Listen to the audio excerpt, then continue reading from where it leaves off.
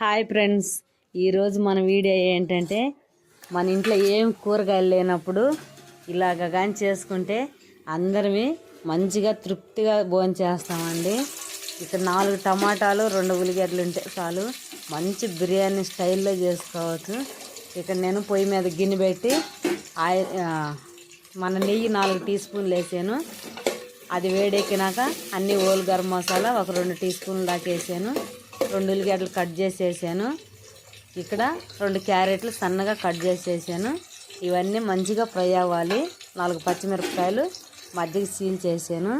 ఇవన్నీ మంచిగా ఏగుతున్నాయండి. మంట సిమ్లో పెట్టుకొని వేపుకోవాలి. ఇక్కడ కొత్తిమీర పుదీనా ఒక గుప్పుడు పుదీనా వేసాను.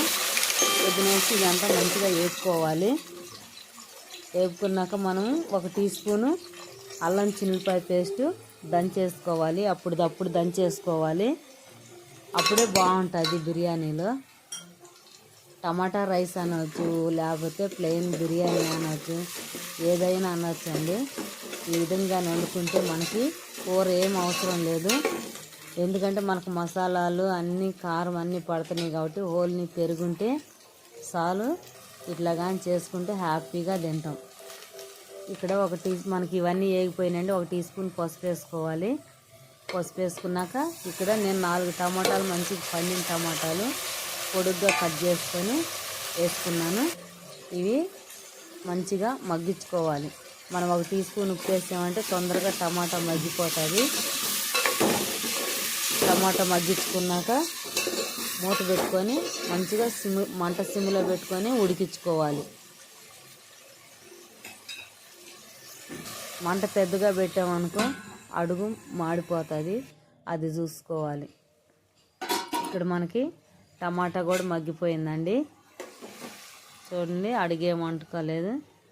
మనం ఇట్లా కలుపుకొని అన్నీ ఇప్పుడు మసాలాలు వేసుకోవాలి. కారం, మన ధనియాల పౌడర్, జీలకర్ర పౌడర్, ఇవన్నీ బిర్యానీ మసాలా, గరం మసాలా ఇవన్నీ 1 టీ స్పూన్ చొప్పున వేసుకోవాలి. కారం మాత్రం 2 టీ స్పూన్లు వేసుకోవాలి. కొంచెం కొత్తిమీర కూడా వేసుకోవాలి. ఇవన్నీ వేసుకొని మంచిగా కలుపుకోవాలి. మసాలాలు మాడకుండా కలుపుకోవాలి. కలుపుకొని ఇక్కడ ఒక 2-3 టీ స్పూన్లు పెరుగు వేసుకోవాలి. పెరుగు వేసుకొని మంచిగా మంట సిమ్లో పెట్టి కలిపి మూత పెట్టుకోవాలి. మూత పెట్టుకొని ఇక్కడ నేను ముందుగానే బియ్యం నానబెట్టాను. మనం ఏదైనా గ్లాస్ కొలత తీసుకోవాలి. నేను ఒక 3 గ్లాసులు బియ్యం తీసుకొని కడిగి నానబెట్టాను ముందే. ఈ మన సోనా మసూరి రైస్, బాస్మతి రైస్ కాదు. ఇట్లా కూడా మనం చేసుకుంటే చాలా బాగుండిద్ది. మనకి ఇక్కడ ఇవన్నీ మగ్గిపోయినాయండి. ఇప్పుడు మనం ముందుగా అయితే బియ్యం నానబెట్టుకున్నామో ఆ బియ్యం తీసి వేసుకోవాలి. వేసుకొని మంచిగా ఒక 2 నిమిషాలు మంచిగా కలుపుకోవాలి. ఎందుకంటే ఈ మసాలాలన్నీ రైస్కి పడతాయి. ఇవన్నీ మంచిగా కలుపుకోవాలి. కానీ మన వీడియోలు చూస్తున్నారు కానీ లైక్ చేయండి, షేర్ చేయండి, ప్లీజ్ సబ్స్క్రైబ్ కూడా చేసుకోండి. ఇక్కడ నేను బియ్యం మగ్గినాక మన 2 నిమిషాలు అయిపోయినాక ఎసురేసానండి. అది వీడియో ఎగిరిపోయింది. 3 గ్లాసులు బియ్యానికి 6 గ్లాసులు వాటర్ వేసాను. ఇవన్నీ మంచిగా కలుపుకోవాలి. కలుపుకొని మనం ఉప్పు వేసుకోవాలి. ఉప్పు మన టేస్ట్కి తగినట్టు ఉప్పు వేసుకోవాలి. ఉప్పు సమంగా ఉంటేనే మనకి రైస్ అనేది బాగుండిద్ది. ఇప్పుడు మనం మూత తీసి చూసుకున్నాం. ఇక్కడ అన్నం ఉడికి పట్టింది. ఎసురు కూడా దగ్గర పడిపోయింది. ఇప్పుడు మనం ఇదంతా మంచిగా కలుపుకొని మనం ఇక్కడ 2 టీ స్పూన్లు నెయ్యి వేసుకోవాలి పైన. అంటే మనం ఇక్కడ అంతా నెయ్యితోనే చేసుకుంటున్నాం కాబట్టి చాలా బాగుండిద్ది, చాలా టేస్ట్ ఉండిద్ది, రుచి కూడా చాలా బాగుండిద్దండి.